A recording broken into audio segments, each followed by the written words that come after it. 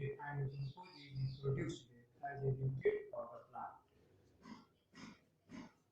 प्रकाश संश्लेषण के दौरान ऑक्सीजन मुक्त होता है और ग्लूकोज का निर्माण होता है पौधे में पोषक तत्वों के रूप में। Leaves are known as the food factory of the plants. पत्तियों को पौधे के फूड फैक्ट्री के नाम से जाना जाता है। As the synthesis of food takes place mostly in the leaves. चूंकि भोजन का निर्माण मुख्यतः हरे पत्तियों में ही होता है। To carry out the process of photosynthesis, leaves are adapted in different ways. प्रकाश संश्लेषण को सुचारू रूप से क्रियान्वित करने के लिए पत्तियां भिन्न रूपों में रूपांतरित होती हैं, अनुकूलित होती हैं। As first, the leaves are flat and thin, thus providing a larger surface area for photosynthesis. पत्तियां प्रकाश संश्लेषण प्रक्रिया को सुचारू रूप से संचालित करने के लिए अपने पत्तियों के क्षेत्रफल को बढ़ा देती हैं।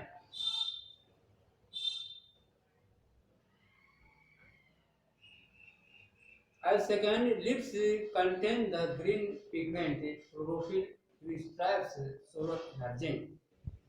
पत्तियों में एक हरा रंग का वर्णक पाया जाता है जिसे क्लोरोफिल कहा जाता है।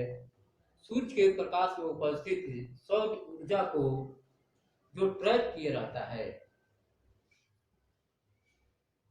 Stomata which are tiny pores on the lower surface of the leaves allow exchange of gases to take place.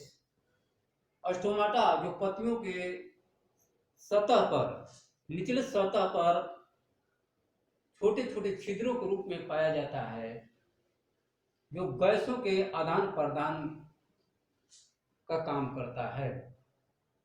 Some plants like the cactus do not have leaves. कुछ पौधे जैसे कैक्टस या नागफनी जिनमें पत्तियां नहीं होती है photosynthesis takes place in their green stems. इसलिए ऐसे पौधे में जिनमें पत्तियां नहीं होती हैं इनके हरे तने में ही प्रकाश संश्लेषण की क्रियान्वित होती है। Water and other nutrients are absorbed from the soil by the roots and transported to the leaves through vessels called xylem. पत्तियों के बिखरे हुए एक बाहरी नलिका जिसे जाइलम कहा जाता है के द्वारा मिट्टी में उपस्थित जल और खनिज लवण का पोषक तत्व के रूप में अवशोषण होता है और पौधे के भिन्न अंगों तक पहुंचाया जाता है। These vessels are stretched like pipes throughout the roots, stems, branches and leaves. ये वाहिनियां पौधे के संपूर्ण भागों में जड़ के रूप में, तना के रूप में और डालियों के रूप में और पत्तियों के रूप में बिखरे हुए पाए जाते हैं। Once the food is prepared in the form of glucose,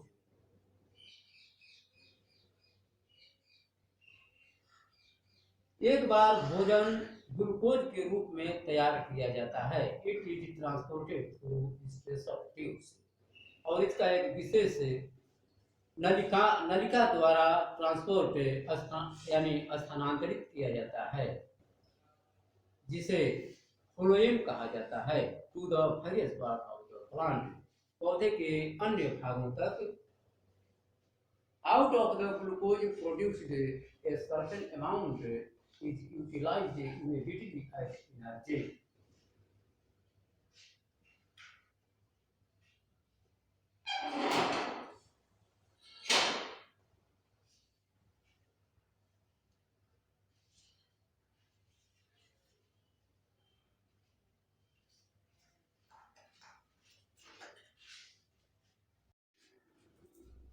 Out of the glucose produced, a certain amount is utilized immediately as a energy.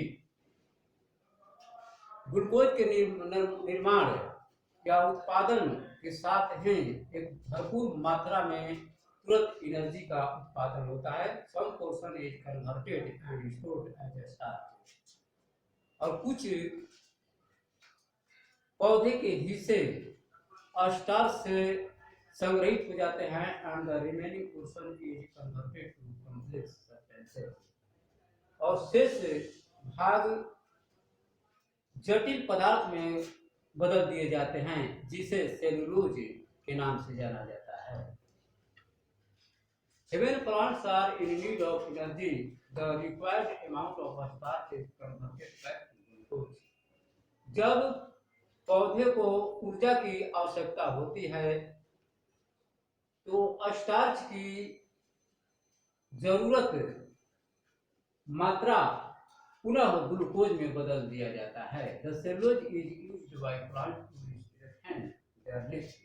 Cellulose का प्रयोग पौधे द्वारा पत्तियों को मजबूत करने, तना और ट्रंक को मजबूत करने में किया जाता है. अर्थात सेलुलोज का उपयोग पौधे में पत्तियों, तने और फल को मजबूत करने में किया जाता है.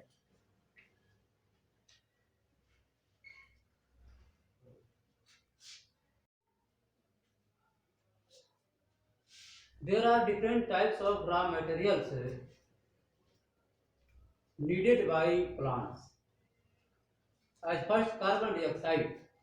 Plants that grow on land absorb carbon dioxide from the air.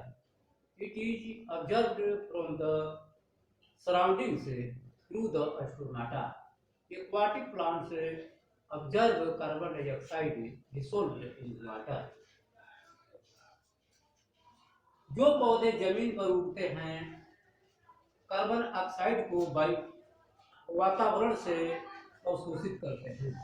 It is observed from the surroundings through the stomata.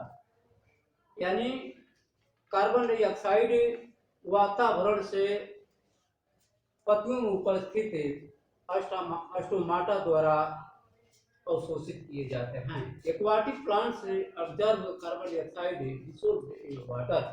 और जलीय पौधे कार्बन डाइऑक्साइड को जल में घुले हुए कार्बन डाइऑक्साइड को अवशोषित करते हैं. And second, water. Plants that grow on land